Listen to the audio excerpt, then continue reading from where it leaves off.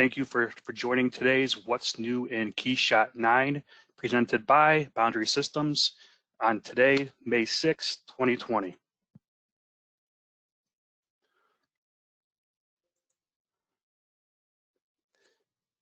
As far as the agenda, the objective, of course, is to review and demonstrate what's new in Keyshot 9. We'll do a little brief introduction of me and Boundary Systems, and we'll go over the different topics. We're going to cover GPU mode, Denoise, Tessellation, UV Unwrap, RealCloth, Fuzz, the cloud library 3D models. GPU mode and Denoise will tie together, as well as Tessellation and UV Unwrap. Tessellation isn't necessarily new to Keyshot 9, but it kind of ties in with UV Unwrap and RealCloth. A little bit about myself. I am a technical specialist here at Boundary Systems, specializing in industrial design and rendering. Boundary Systems, we are a technology leader. Some partners of ours include PTC, eTraj, and other tech companies. We're one of the 16 fastest growing companies in Cleveland, and we are also part of the PDS Vision group of global companies. Some capabilities of ours include PLM, data management, CAD design and consulting, simulation and product development. Some industry awards that we're a part of were the Inc.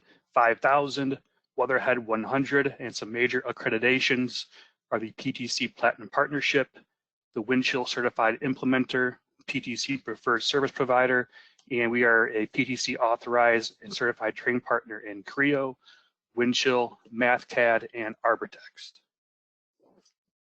Some software solutions that we provide include PTC software, Moldex 3D, eTraj, ITI, CWCAD, Sigmaxim, and Keyshot, of course. Getting back to the topics, we're going to cover GPU mode, Denoise, Tessellation, UV Unwrap, RealCloth, Fuzz, and the library, the cloud library. Before we begin, I just want to mention that Keyshot is now giving this great offer for SolidWorks users. Normally the cost of Keyshot is $1,795, is now reduced to $1,495, and I believe that as of now, actually the offer does extend beyond March 31st of next year. Please get a hold of Jen at 216-339-9629, or send her an email at jbristow@boundarysys.com for more. Just to let you know that we are starting off here with the SolidWorks model assembly, as you can see, and we'll get into the first topic. So we'll cover GPU mode and Denoise here for the first topic. GPU mode is a Keyshot 9 feature that introduces the ability to harness the full GPU accelerated ray tracing power of NVIDIA RTX with optics. It's available for both real-time rendering and local render output, and Keyshot's GPU mode allows GPU resources to be accessed with one click to take advantage of multi-GPU performance scaling and the dedicated ray tracing acceleration hardware in NVIDIA RTX capable GPUs. So the key there is the last line. If you have an NVIDIA RTX card, you're able to use the GPU mode. Coupled with that is Denoise, right? So Denoise works in both CPU and GPU mode to eliminate noise in the real-time view and render output. It turns that time crunch into a time saver. And we can see that here in the images.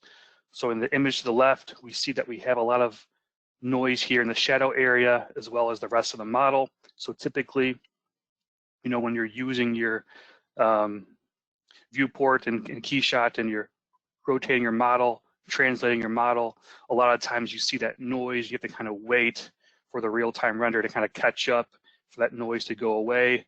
And sometimes it doesn't really go away completely, depending on what you have in your scene. Now with Denoise turned on, you can see that pretty quickly it gets rid of that noise, and you see we basically see no noise in the shadow area here and the rest of the model. All right, so now we'll go into a demo showing GPU mode and Denoise.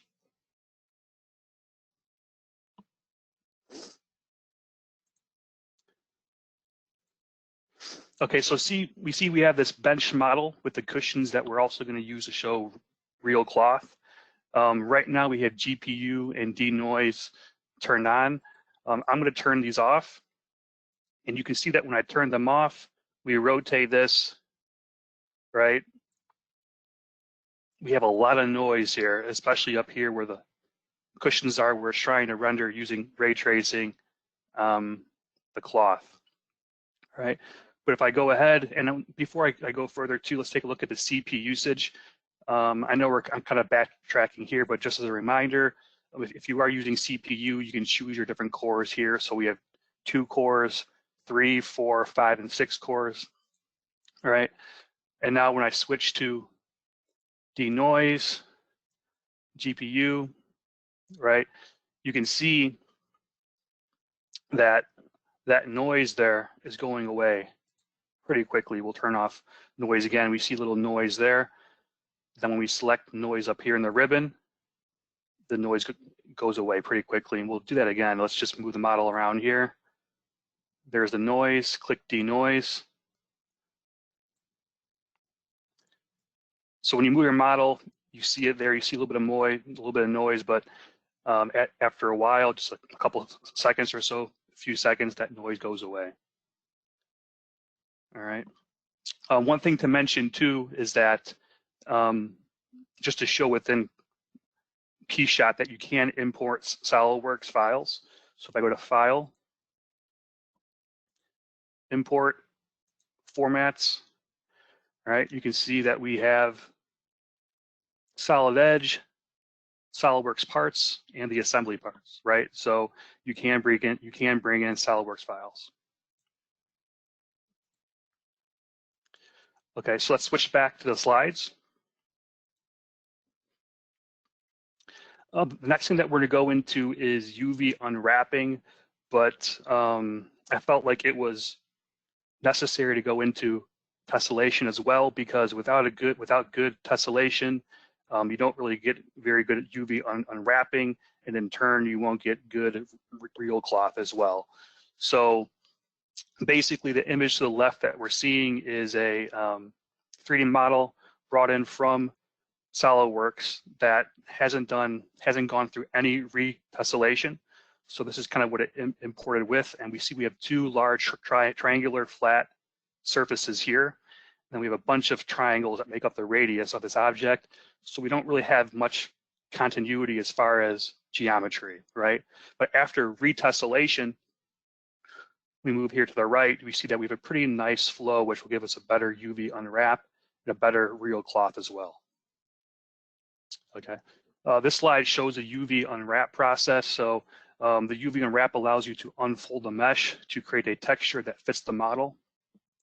So the first thing that you could do within UV unwrap is you can specify the direction, and that's this green line that we're seeing here. You can also specify seams. The seams are in red. We can also move the seams down here so that when we render, they're not very visible. Then after you specify your direction and seams, you then unwrap the model. So the first image to the left basically shows a render using real cloth, using the original cushion model that did not go through any retessellation. So you can see in that image to the left that the weave pattern is broken up.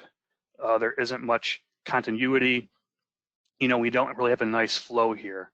But if after we used retessellation, unwrap the model, we can see that we have good UVs, and we're seeing that in this image to the right.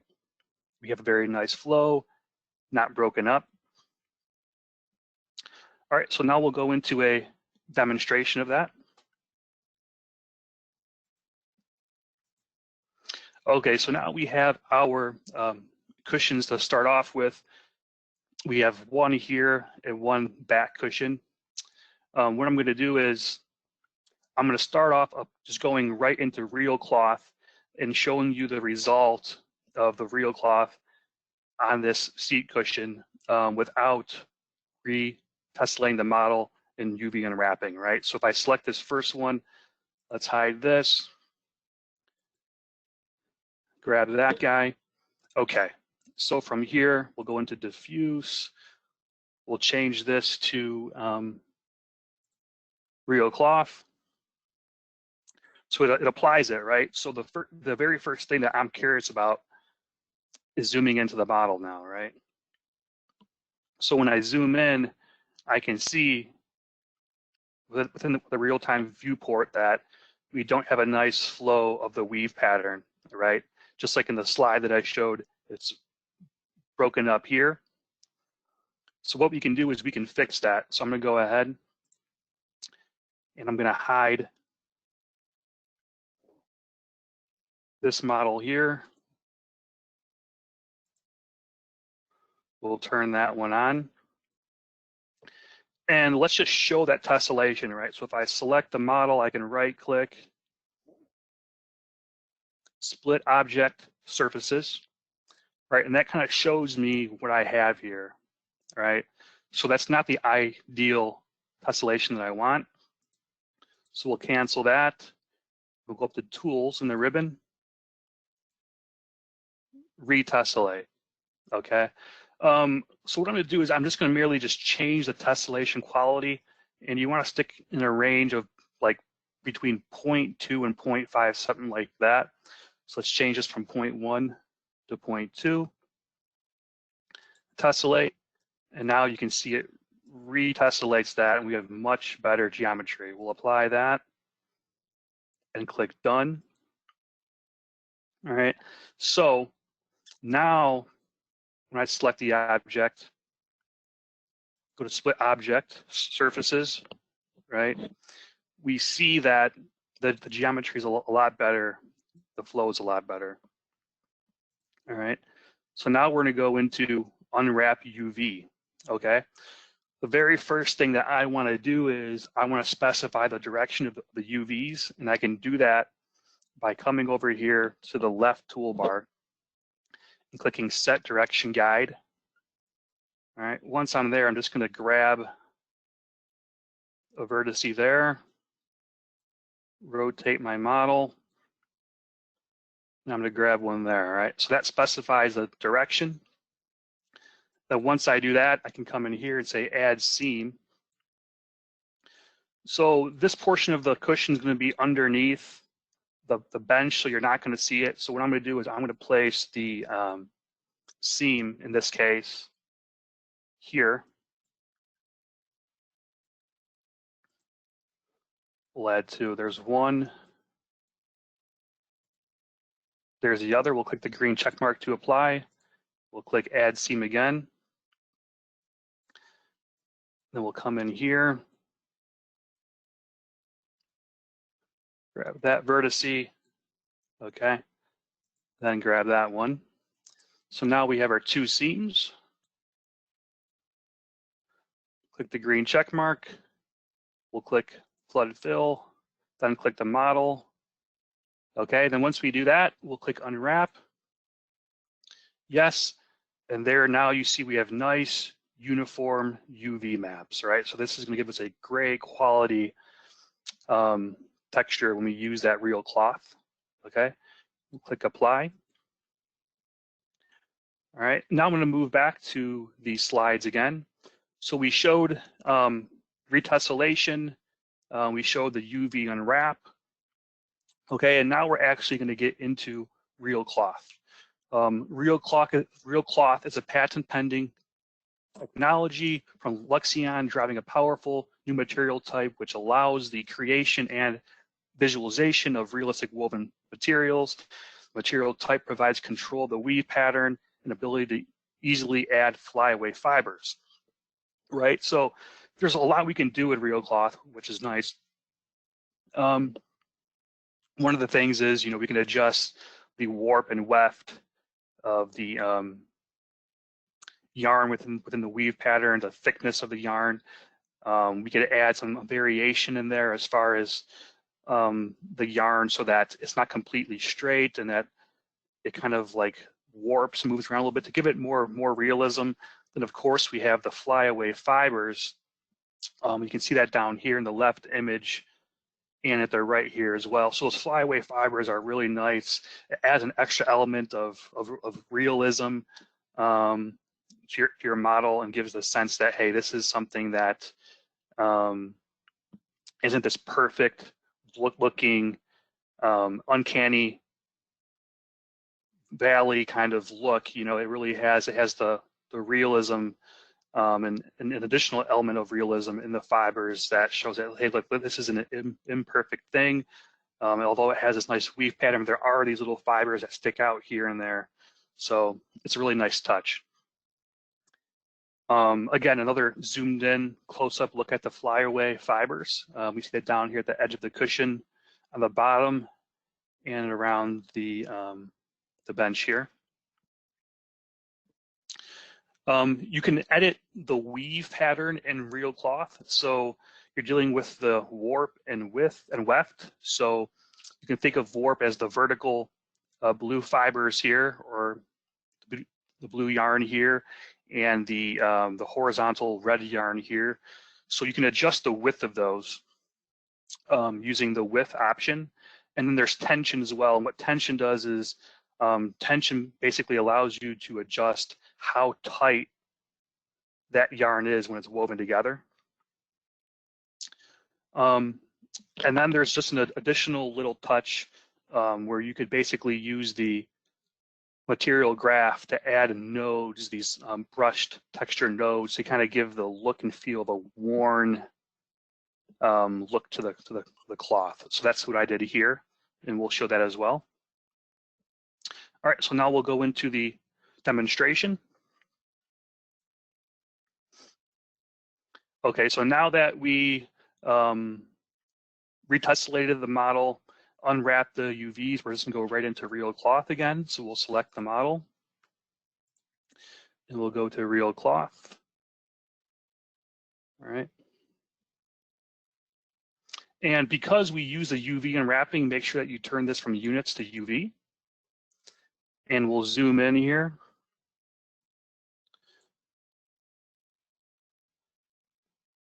We'll turn on Denoise and GPU to speed this up a little bit. So you can see right off the bat, retesting the model, then UV unwrapping gives us a much smoother look, right? And we'll bump the size up here a little bit. There you go. So you can see that we don't have any breaks in the weave pattern now. It's pretty seamless as it wraps around. Okay. Some options in here. You could adjust the angle. Distortion is great too, right? So if you hover over these, it tells you in the simplest form what they do. So this says distortion adds irregularity to the weave pattern, right? So we know that in the real world, right, the weave pattern on a cushion isn't going to follow, these fibers or these threads aren't going to follow a completely straight line, right? There's going to be some variation there because it's a real thing. People sit on it and it tends to distort a little bit, right? So we'll change this to 0.5, hit enter. And now you can see that's just enough to kind of tweak this a little bit to where these lines in the weave pattern aren't completely straight. And that just adds another level of realism. Okay. You can change densities of the fibers as well, the color variation, right? Say that, for instance, these blue and white lines that we see here, say that along each line you want some variation of color, right? Well, if you change this, we'll say 0.5 as well, right? It's going to adjust the saturation of that color throughout the pattern so the color isn't exactly the same throughout, which adds another level of realism. Density. You want to keep this thing pretty dense. If you don't, it starts to open up the fibers a little bit and doesn't give you much realism. We can adjust the colors, right? I can change the weft color, the blue color that you see. I can change that to a deep red color. All right. Color variation, same things here. I can change that to 0.5 as well. Again, now we see that we have some brown in here as well. So there's some areas where the coloration changed. The next thing that we're going to do is we're going to add the new flyaway fibers. So we'll click this checkbox here. All right. Now note that when you make any changes of the flyaway fibers, in order for you to see them, you have to come down here and click the execute geometry node, right? So any changes that you made in this area, make sure to come down here and click this little box. All right. So I think I'll change the length from 0.5 to 1. And let's come down here and click that geometry node button. All right, and sure enough, there it is, right? We see these fibers, and right off the bat, I mean, it's just easy to see that once you do this, it's the extra detail, it's that extra element that adds realism, right? You can change the flyaway direction, so if you increase the value, it will make the fibers follow the yarns. At a value of 0, the fibers will follow the normals, right? So at 0, it's just going to follow the normal straight out from the normals, right? But with the value added, for example, 0.1, we get those fibers to bend a little bit. Density, right? If we want to add more numbers per fiber cell, we can do that here. So we have a value of 1. I can change this to 2 if I want. I can change the length. If I want these to be longer, I can do that. I can change it from 1 to 1.25. Adjust the length. Okay. Also, transparency. One nice thing is we know that there's gaps between the yarn, right? So technically, if we turn on transparent, we zoom in here, we see that now we can see the white of the background showing through the yarn. See the white spots here? So again, that's another little detail that adds to the realism of the model. So it'll make the space between the yarn transparent, showing through to whatever is behind the object. All right, now we'll come up here to edit weave pattern. So edit weave pattern, right, allows you to deal with the warp and the weft. So think of warp as the vertical blue threads and weft as the horizontal red threads, right? So I can adjust the width of the warp threads from 0.7 to 0.9, for example. Right, so there's the blue thin, the blue threads just got wider. I can adjust the red ones as well, so I can bring these down from 0.7 to 0.5. So you can see that does a lot to change the pattern. Then tension, like I mentioned before, just controls how tightly woven the fibers are, right? So everything looks good for now. So when we click apply here, we should see these changes being made. So we'll click apply. And sure enough, right, we see that now the blue yarn is wider, right? And the red yarn is a little bit thinner. Okay. All right, the last thing that we'll do here as far as the real cloth is we're going to go into this graph, right? We see that we have 2 nodes here. We have a node for material, which is the real cloth, connected to the warp, right? So I'm going to add 2 more nodes in here. I'm going to add 2 texture nodes. They're both going to be brushed. So there's one brushed. There's the second brushed, right? And what these will allow us to do is add some streaks to that real cloth to give it the sense of it being worn, right? So this isn't something that you have to use, of course, but if you want the material to have a more worn look, you can do that. So we'll select brushed, and when we do that, when we select this node, this menu shows up showing the properties for that node, right?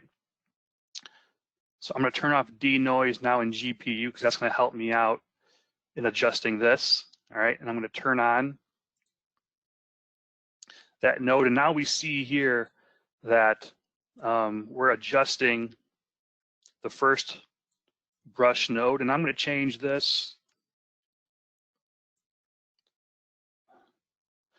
Let me change this to UVs as well, since we're working in UVs. Okay. All right, so the first thing we're working with is the weft here. So I want to make these streaks horizontal. So I'm going to change this from 0 to 90 degrees. We can see that now they're horizontal across the UVs there. All right, and I'm also going to change the color a little bit. I want to deselect sync too, so it's not going to sync to the other node in the future. And we'll change the color, and I'll make this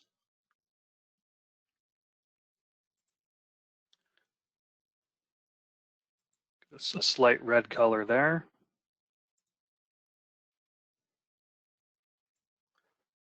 That looks good. That looks pretty good. And now we'll add this node here and connect that. All right, and now we'll go in here and change this next one.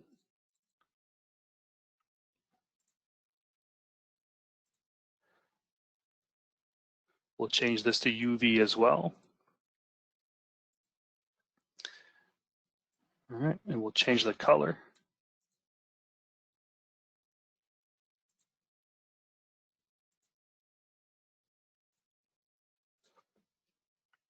We'll click that.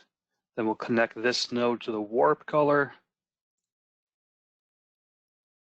Okay, that looks pretty good. And we'll turn Denoise and GPU back on.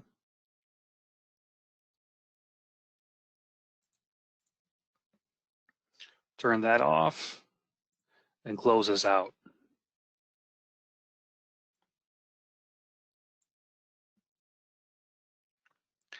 Now, if we give this a second to render,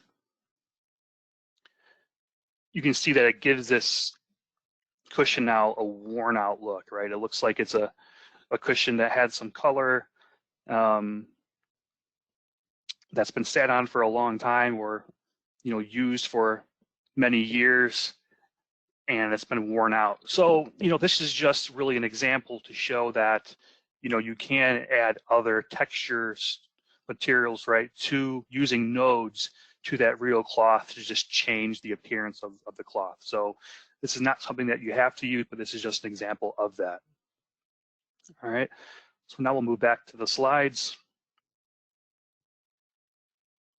Okay, the next one is the Fuzz node. The Fuzz node enables you to add randomized hair-like growth from the surface of any material, right? So we can add Fuzz to the model, and then once we do that, we can come in back to the material graph and adjust the Fuzz node to get the result that we like. All right, so we'll go straight into the demonstration.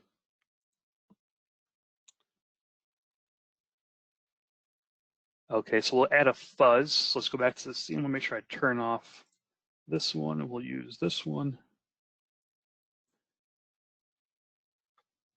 Just grab a Fuzz from here and add it. Okay, so you can see that we can quickly, search in the material section, find the Fuzz that we want and apply it, but we can see that, the fibers on this are pretty long, and it actually gives this carpet-like look to it, right? So this isn't exactly what I'd like. So if I want to change that, what I can do is I can basically go into the material graph. All right, go into the Fuzz node, and I can start to change these things, right? And just like using RealCloth, any adjustments or changes that you make, you can then apply using the execute geometry node, right? So in this case, I want to reduce the length of these fibers, right? So we'll change this from 1.181 to 0.5, right? But with that change, I have to come down here and click execute geometry node. If I don't do this, I won't see those changes. So we'll select that, give it some time to render.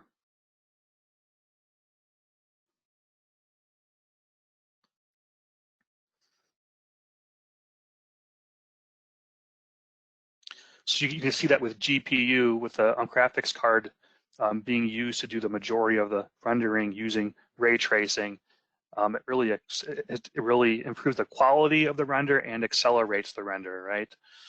So now you can see that I reduced the length of those fibers. You can also adjust the randomness, right? So if I were to change this value to 0, right, every fiber would look the same, right? But with a value of 1 or 1.25, it adjusts the randomness, adding that realism of basically giving variation to the shape of the fibers, right? Then same thing here with, as in RealCloth, you can adjust the density. So if I change this from 7.62 now to 3, for instance, right? We'll see that there's not going to be as many fibers. We'll click the execute geometry node.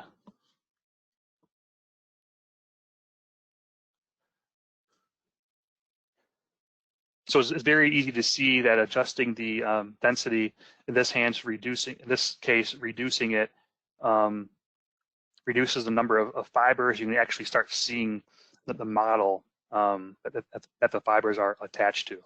Okay, so let's change this back. 7.1.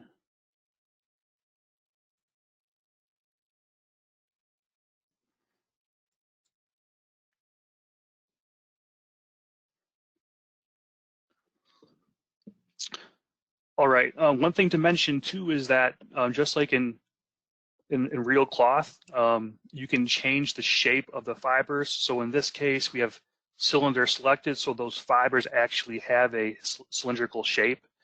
If you want it to be more planar, more of a ribbon look, you could select ribbon. But I think that what we have here is pretty good.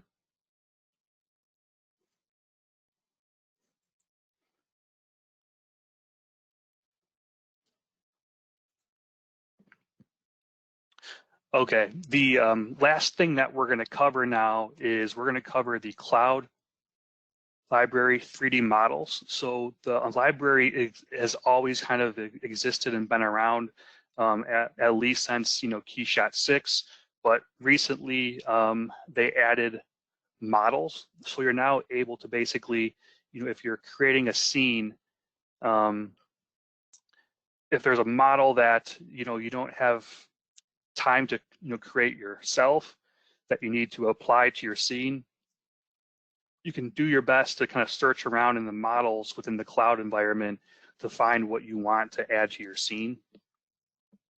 Right, and a good example of this is going into this demonstration here. You can see that I've done exactly that. So everything except the bench itself and the cushions, the 2 cushions, have been 3D models that I've downloaded from the cloud, right? So if I go in here and I select models, you can see that this is what I've downloaded so far.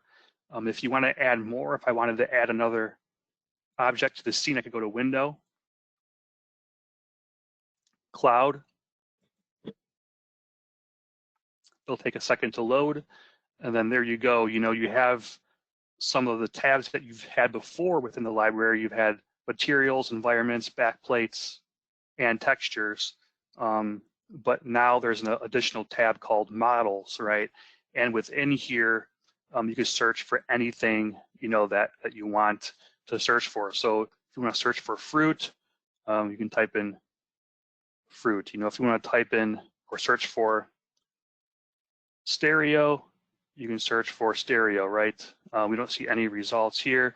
What if we type in ball? All right, so if we type in ball, we see we have football, which I've added already. There's baseball bat. All right, so if I wanted to, you know, I could add an additional model to my scene now. It would be very easy. All right, so I can come in here and find something that I want to add. I can add this flash drive, select that flash drive, download it.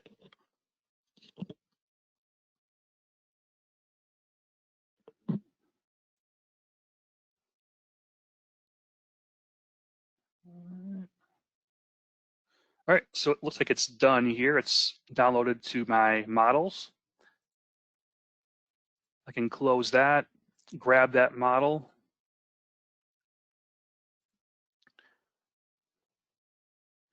drop it into my scene.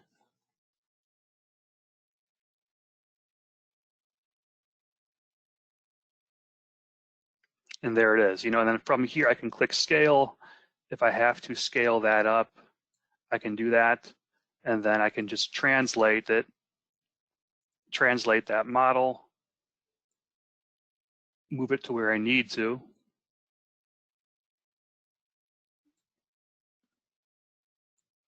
And drop that in, or if I want to drop it on top of that cushion, I can place it right there, click OK, and there it is. So it's pretty easy. It's pretty easy to, again, just go to Window, Cloud, find the model you want, download it, and then add it to your scene.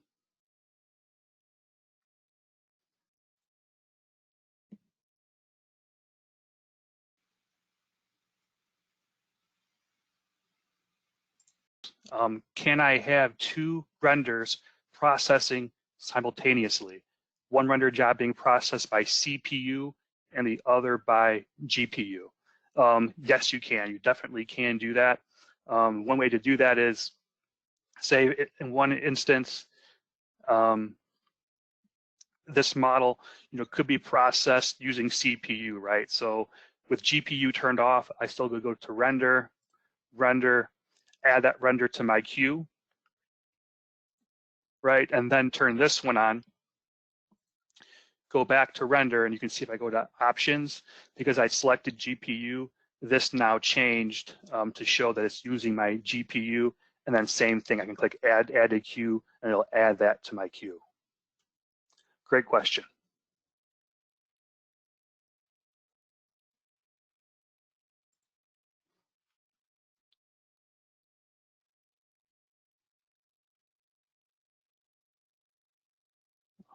Okay, I guess I'll wait around for more questions.